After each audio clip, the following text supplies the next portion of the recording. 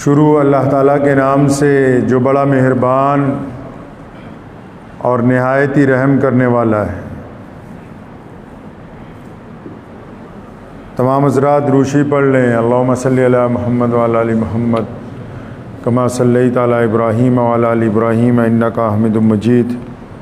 اللہم بارک علی محمد وعلی آل محمد کما بارکت علی ابراہیم وعلی آل ابراہیم انک حمید مجید۔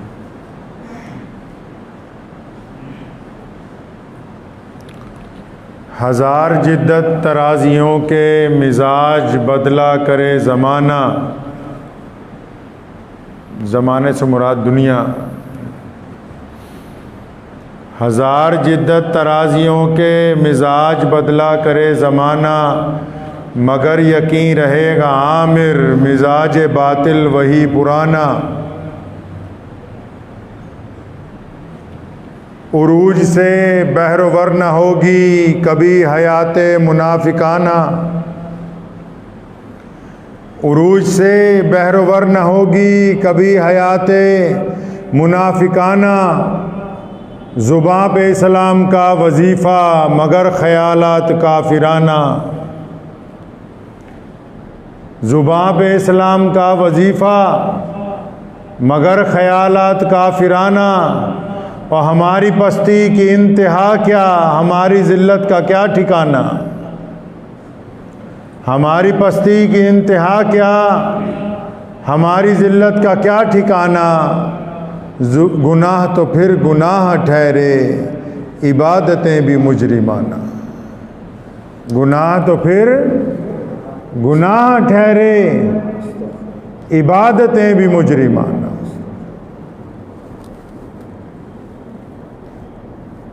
گزشتہ جمعہ کے خطاب کے بعد اس تقریر کا ایک حصہ پورے ملک کے مسلمانوں نے سنا اور ہزارہ فون مجھے آئے۔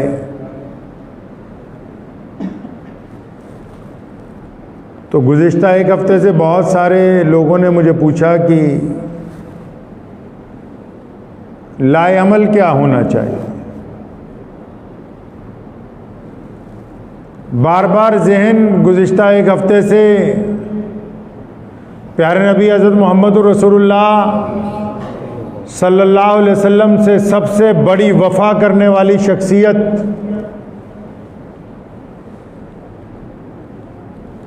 کائنات میں جن کو سب سے بڑا مسلمان کہا گیا، جن کو رسول اللہ صلی اللہ علیہ وسلم نے بارہا کہا کہ جتنے احسانات ان کے اسلام پر ہیں کسی کے نہیں، جنہوں نے رسول اللہ صلی اللہ علیہ وسلم کے لیے اپنی جان، اپنا مال، اپنا جسم، اپنی اولاد، تمام کی تمام چیزیں قربان کر دیں، جنہوں نے دنیا کے اندر دوستی کی وہ مثال قائم کی ہے کہ قیامت آ سکتی ہے دوبارہ کوئی ایسا دوست نہیں آ سکتا، جن کو یہ شرف حاصل ہوا کہ رسول اللہ صلی اللہ علیہ وسلم نے اپنی حیات مبارکہ میں، اپنی زندگی میں بڑے بڑے جلیل القدر صحابہ کی موجودگی کے اندر اگر کسی کو کہا ہو کہ میرے مصلی پر کھڑے ہو کر نماز پڑھاؤ، وہ ایسی شخصیت جس کو رسول اللہ نے اپنی حیات مبارکہ میں اپنے مصلی کی امامت عطا کی ہے۔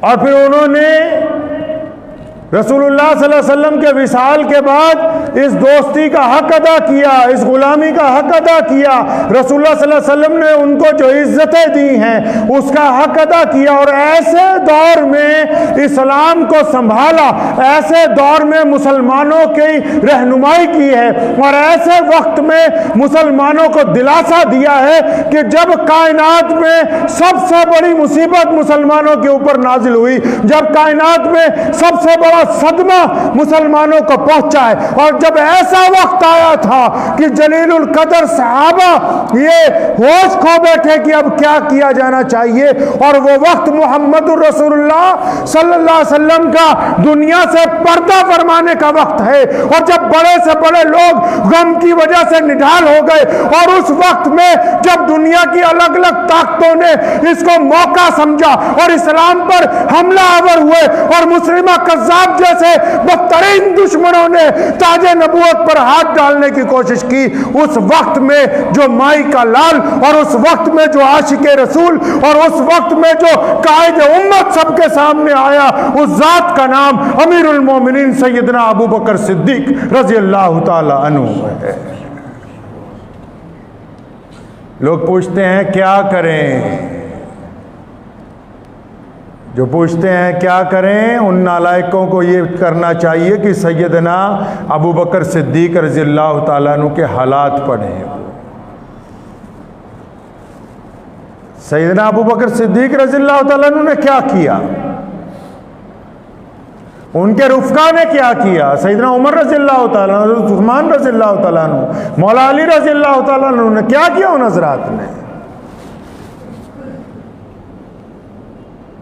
کامیابی، عزتیں اللہ اور اس کے رسول صلی اللہ علیہ وسلم کی پیروی میں ہیں. کس میں ہے جی؟ پیروی میں ہے. اور عشق کسے کہتے ہیں؟ انہوں نے تھوڑی آواز بڑھائیں. عشق کسے کہتے ہیں؟ آپ کو ایک واقعہ حضرت ابو بکر صدیق رضی اللہ تعالیٰ عنہ کا میں سناتا ہوں، اس سے آپ کو اندازہ ہوگا بھی عشق ہوتا کیسے ہے. پیسوں سے عشق نہیں ہوتا ہے، اچھے کپڑے پہن لینے سے، پگڑی باندھ لینے سے عشق نہیں ہوتا ہے، مسجد مدرسے میں مال دولت دے دینے سے عشق نہیں ہوتا ہے، غریبوں کی مدد دکھا دکھا کے کرنے سے عشق نہیں ہوتا ہے. عشق کیسے ہوتا ہے؟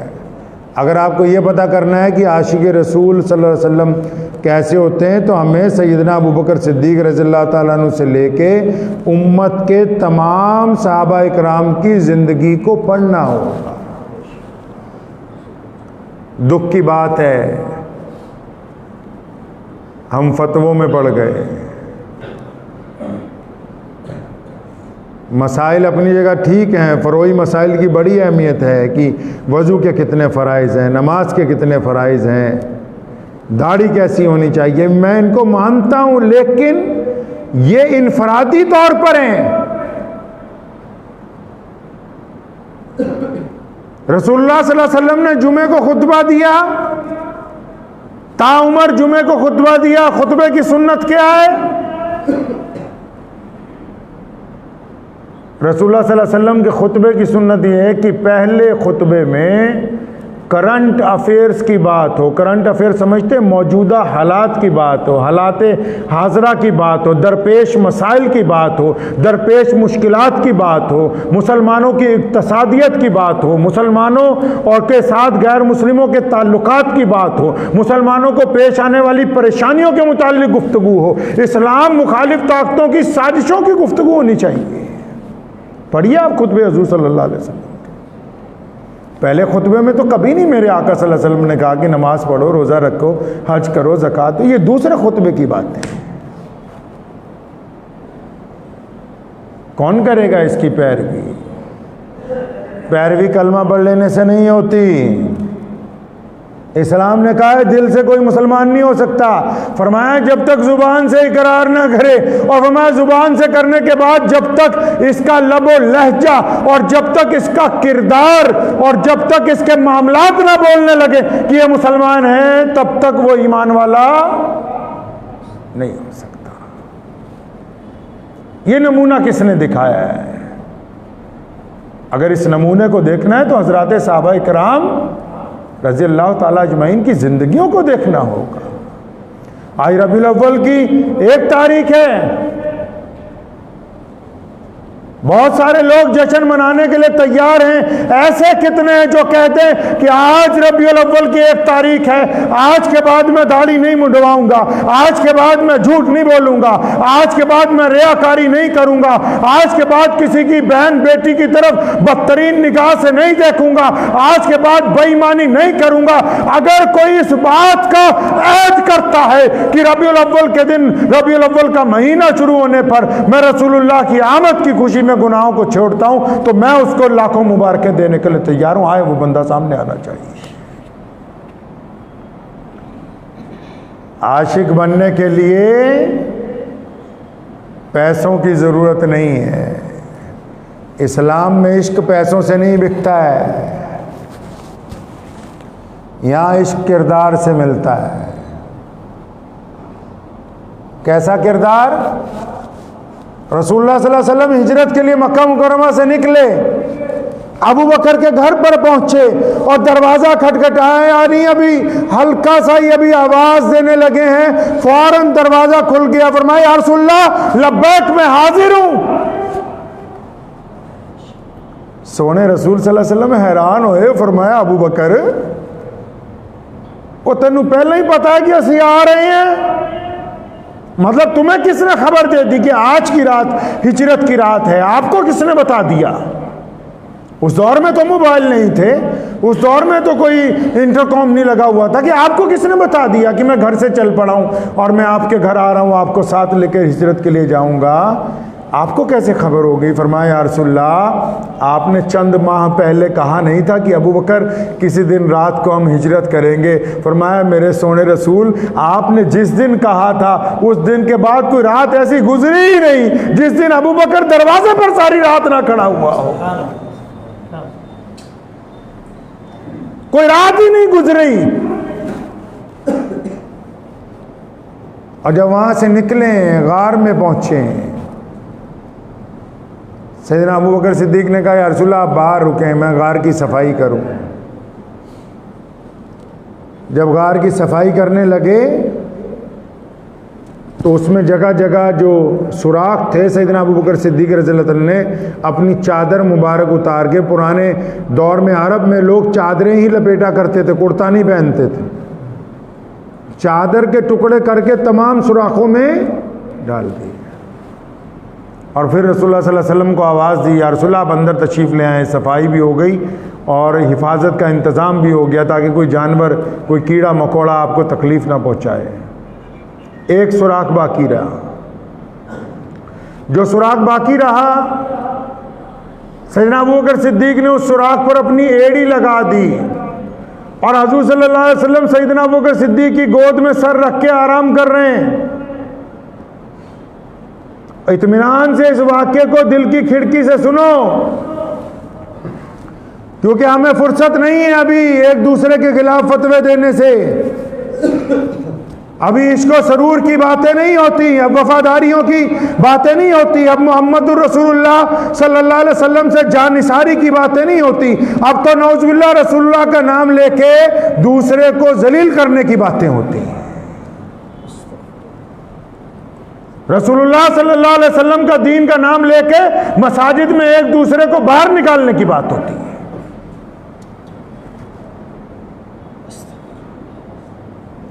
ابو بکر صدیق نے جب پاؤں لگایا اس کے اوپر، رسول اللہ آرام کر رہے ہیں اور ایک سانپ نے ڈنک مارا سیدنا ابو بکر صدیق کے۔ آپ اندازہ لگائیں اگر آپ کو کسی کو یہ پتا کرنا ہو نا کہ کوئی بندہ بھیس بدل کے ہے، اس کی اصلی زبان کیا ہے، تو آپ اچانک اس کو چوٹ پہنچا دیں، چوٹی کاٹ دیں، ڈنک مار دیں، سوئی بجا لگا دیں، تو اچانک وہ جو بھی لفظ بولے گا نا، جو اس کے شعور میں ہے، جو اس کی مادری زبان میں ہے، جو وہ پہلا لفظ بولتا ہے وہ وہی بولے گا۔ اب ابو بکر صدیق کو جب سانپ نے ڈنک مارا، محدثین نے لکھا ہے کہ ابو بکر صدیق رضی اللہ تعالیٰ عنہ بولے نہیں، اتنی تیز شدت سے تکلیف ہوئی کہ پورے جسم جو ہے وہ ہل گیا، لیکن ٹانگ کو ہلنے نہیں دیا، کیونکہ رسول اللہ صلی اللہ علیہ وسلم آرام فرما گئے۔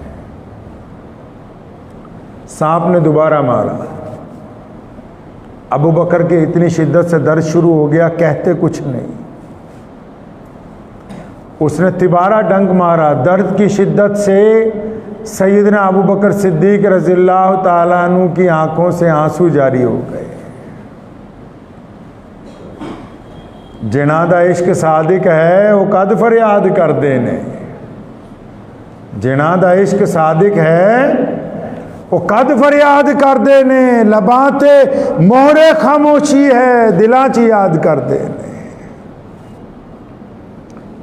جب آنکھوں سے آنسو جاری ہو گئے تو وہ آنسو رسول اللہ صلی اللہ علیہ وسلم کے چہرے انور پر گرے اس کے قطرے. اب جو اصل بات آپ کو سنانی وہ اب ہے. رسول اللہ صلی اللہ علیہ وسلم کے چہرے مبارک پر جب قطرے گرے آپ صلی اللہ علیہ وسلم نے اپنی رحمت والی آنکھیں کھولیں تو دیکھا کہ ابو بکر صدیق کے چہرے پر بڑی تکلیف کے آثار ہیں اور آنکھوں میں آنسو ہیں. اور بڑی محبت سے پوچھا کہ ابو بکر کیا بات ہو گئی, آپ کی آنکھوں میں آنسو کیوں ہیں؟ کوئی عام بندہ ہوتا کیا کہتا؟ کوئی کسی معشوق کا عاشق ہو اسے تکلیف لگ جائے تو کیا کہے گا؟ کہ اس کو اس وقت بھی عشق سوجے گا؟ اب اندازہ لگائیں آپ کیا کہیں گے. اگر آپ کی کسی سے بہت زیادہ محبت ہو اور آپ کو سانپ نے ڈنک مار لیا ہو, کیا اس وقت آپ محبت کا اظہار کریں گے یا چلانے لگیں گے کہ سانپ کاٹ گیا سانپ کاٹ گیا؟ کیا کہیں گے آپ؟ رسول اللہ نے پوچھا ہے ابو بکر کیا ہوا؟ قربان جاؤں کس ماں نے وہ لال پیدا کیا, اللہ اس کی قبر پہ کروڑا رحمتیں نازل فرمائے. سیدنا ابو بکر صدیق نے یہ نہیں کہا یا رسول اللہ سانپ کاٹ گیا, یہ نہیں کہا یا رسول اللہ پاؤں میں درد ہو رہا ہے, یہ نہیں کہا یا رسول اللہ میرے خون کے اندر زہر چلا گیا, یہ نہیں کہا یا رسول اللہ پتہ نہیں کس جانور نے میری ایڑی کو زخمی کر دیا ہے. نہیں نہیں, جب رسول اللہ نے پوچھا نا ابو بکر کیا بات ہے, آپ کی آنکھوں میں آنسو کیوں آئے, فرمایا یا رسول اللہ میرے ماں باپ آپ پر قربان ہو جائیں. سنو ابو بکر کا پہلا لفظ, فرمایا یا رسول اللہ میرے ماں باپ آپ پر قربان ہو جائیں, یا رسول اللہ میں آپ پر قربان ہو جاؤں, یا رسول اللہ میری اولاد آپ پر قربان ہو جائے, مجھے ایسا لگتا ہے کہ کسی جانور نے میری ایڑی پر ڈنک مار دیا. تکلیف بتانے سے پہلے بھی رسول اللہ سے عشق کا اظہار کیا, تکلیف بتانے سے پہلے رسول اللہ سے وفاداری کا اعلان کیا, تکلیف بتانے سے پہلے رسول اللہ صلی اللہ علیہ وسلم سے محبت کا اظہار کیا. جب یہ مقام سیدنا ابو بکر صدیق رضی اللہ تعالیٰ عنہ نے اس محبتوں کا اظہار کیا تو اللہ نے قیامت تک کے لیے ان کو اپنے محبوب کے ساتھ رکھا ہے.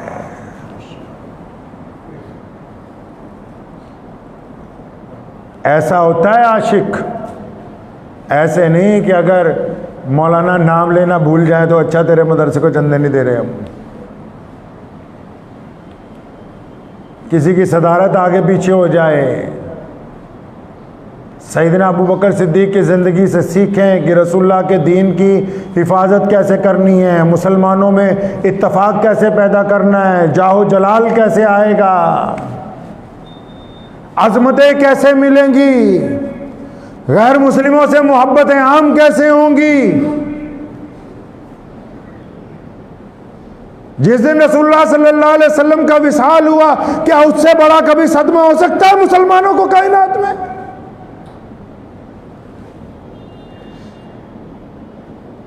فاطمہ الزہرا رضی اللہ تعالیٰ نے بار بار پوچھتی تھی, اے انس وہ ہاتھ تو دکھاؤ جن ہاتھوں سے تم نے میرے باپ کی قبر میں مٹی ڈالی ہے.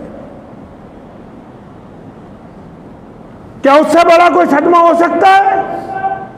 اٹھاؤ تاریخ, جب پوری دنیا کے مسلمان اس صدمے سے نڈال تھے, وہ کون تھا جس نے رسول اللہ صلی اللہ علیہ وسلم کی وراثت کو سنبھالا ہے؟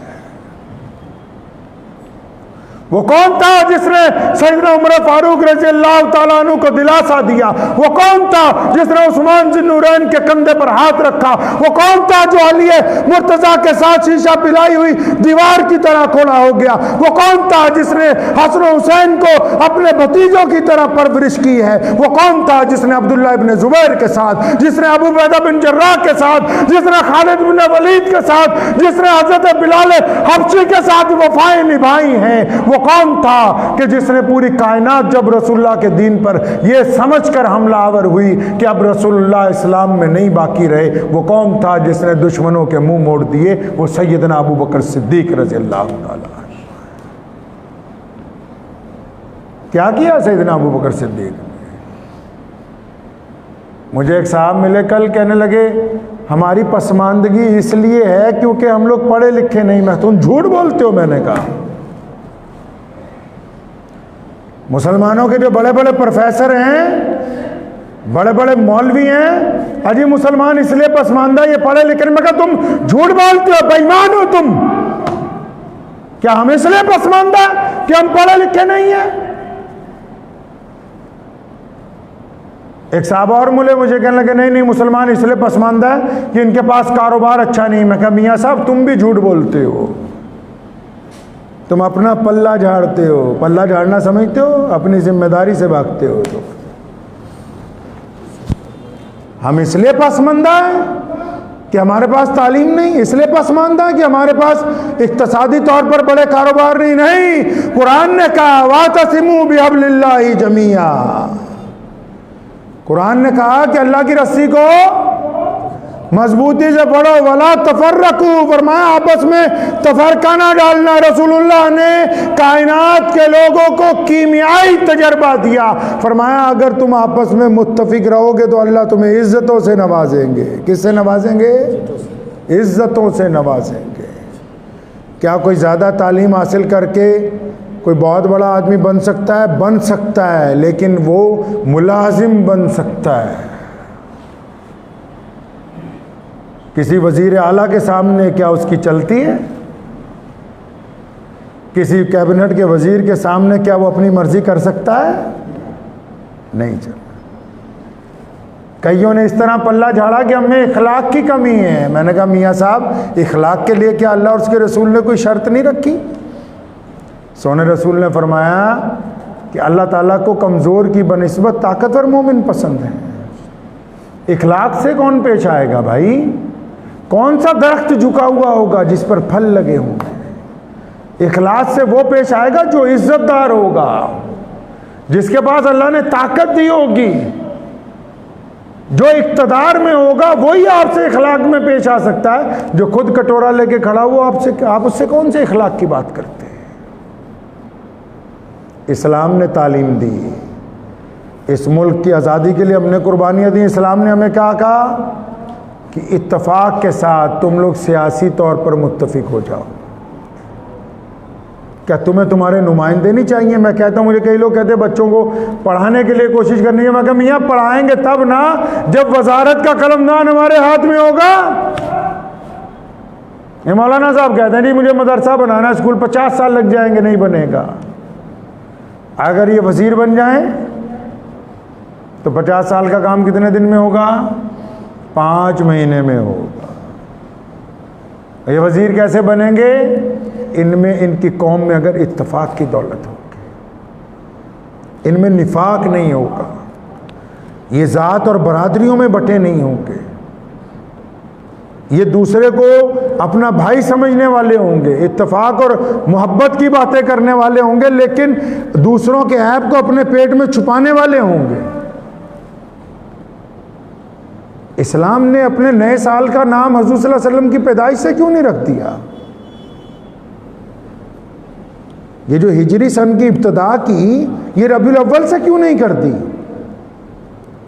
ہجرت سے اس لیے کی تاکہ مسلمانوں کو الگ شناخت حاصل ہوئی، الگ شناخت۔ ملک میں ڈیموکریسی آپ کو حق دیا، اس ملک کے قانون نے کہ آؤ پارلیمنٹ میں آ کے بیٹھو اپنی بات کرو، آپ کہتے ہیں ہم نے وہاں نہیں جانا ہے۔ آپ کو حق دیا گیا کہ آؤ ویدھان سبھا میں بیٹھو اپنی بات کرو، آپ وہاں جانے کے لیے تیار نہیں ہیں۔ آپ لوگوں کو دھوکہ دے رہے ہو کہ نہیں ہم پڑھے لکھے نہیں، ہمارے پاس جناب علی کاروبار نہیں، بے ایمانی کی باتیں کرتے ہو۔ یہ کہو کہ ہمارے میں اتفاق نہیں ہے۔ قلمدان ہاتھ میں ہوگا تو اسکول کالج آپ کھولیں گے، قلمدان ہاتھ میں ہوگا تو آپ لوگوں کو کاروبار کے ذرائع ہاتھ میں دیں گے، وزارت کا قلمدان آپ کے ہاتھ میں ہوگا، آپ لوگوں کو بتائیں گے کہ کس طریقے کے ساتھ آپ کو چلنا ہے۔ جب آپ کے پاس طاقت ہی نہیں ہے سیاسی طور پر، آپ کیا کریں گے؟ طاقت تو تب آتی جب آپ میں اتفاق ہو۔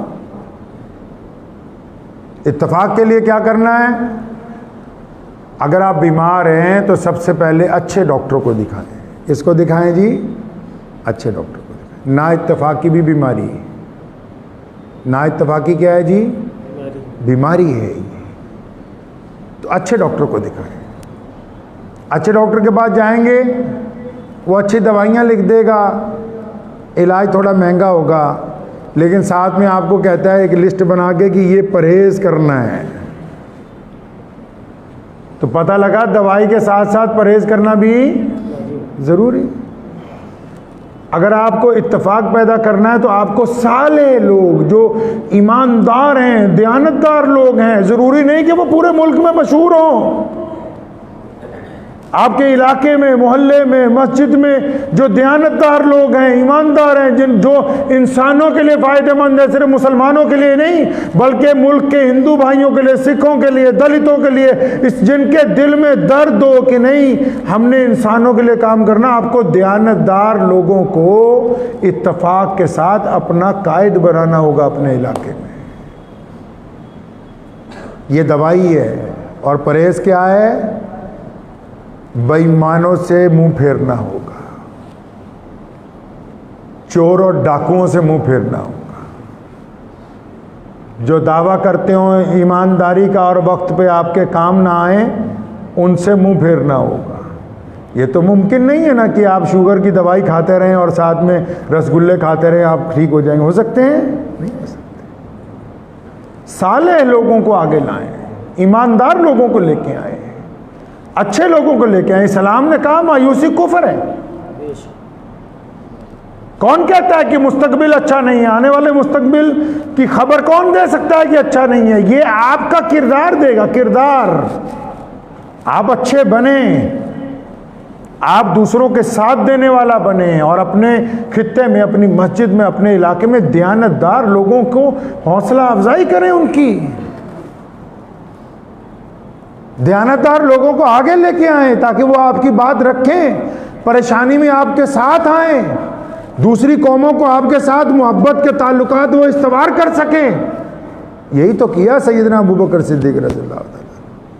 ایک ایک کو سہارا دیا، ہر ایک مسلمان کے دکھ درد کو بانٹا. سیدنا عمر رضی اللہ تعالیٰ عنہ جب خلیفہ بنے تو فرمایا تھا انہوں نے کہ ابو بکر مجھ پر بہت بڑا بوجھ ڈال کے گئے. کس طرح؟ ساری زندگی لوگوں کی خدمت کی تو ایک بڑھیا کے گھر روز صبح سحری سے بھی پہلے صفائی کر کے چولہا جلا کے کھانا بنا کے آیا کرتے تھے. تو جس دن وصال ہو گیا عمر رضی اللہ تعالیٰ عنہ کو ساری ڈیوٹیاں پتہ تھیں. جب اس بڑھیا کے گھر گئے واپس چلنے لگے تو اس بوڑھی نے کہا کہ مجھے تو ایسا لگتا ہے تو وہ نہیں ہے جو روز آتا ہے. عمر نے کہا اماں تو اندھی ہے، تجھے کیا پتا میں وہ نہیں ہوں جو روز آتا ہے؟ کہنے نہیں بیٹا، وہ جو روز آتا ہے نا میرے گھر کی صفائی کر کے، چولہا چوکھا کر کے، سالن بنا کے، روٹی بنا کے، پھر اس روٹی کو سالن میں ڈبو کے نرم کر کے اس کے لقمے میرے منہ میں ڈال کے جاتا تھا.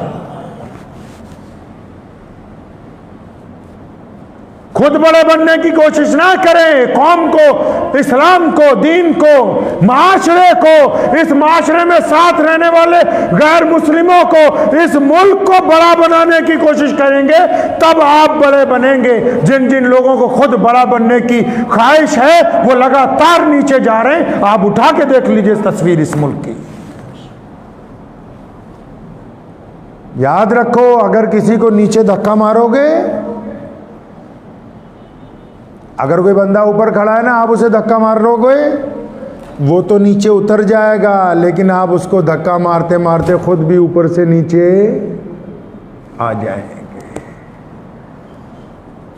ہمارے عزیز ہیں حافظ عبدالستار صاحب مکہ مکرمہ میں، انہوں نے یہ بات مجھے لکھ کے بھیجی. کہنا بیٹا اگر ہم کسی کو اوپر اٹھانا چاہیں گے تو اگر اس کو دھکا ماریں گے اوپر اٹھانے کے لیے تو جس طرح وہ سیڑھیاں چڑھتا جائے گا، ہم جو اس کی طاقت بنے ہوئے ہیں، اگر وہ پہلے پائیدان پر پہنچ گیا تو ہم بھی اس کے ساتھ پہلے پائیدان میں پہنچ جائیں گے. تو اس کو پلے باندھ لیجئے بات کو. وقت بھی ہو گیا ہے کہ ہم نے لوگوں کو نیچے نہیں کرنا ہے. ٹھیک ہے جی؟ انشاءاللہ اوپر اٹھانا ہے انشاءاللہ. ہم عزتیں بانٹنے کے لیے آئے ہیں، رسول اللہ صلی اللہ علیہ وسلم نے ہمیں عزتیں بانٹنے بھیجا، ہم نے عزتیں بانٹنی ہے، لوگوں کی بے عزتی نہیں کرنی۔ دعا کیجئے اللہ تبارک و تعالیٰ مجھے بھی اور آپ سب کو بھی ان باتوں پر عمل کی توفیق عطا فرمائے۔ وآخر دعوانا الحمدللہ رب العالمین۔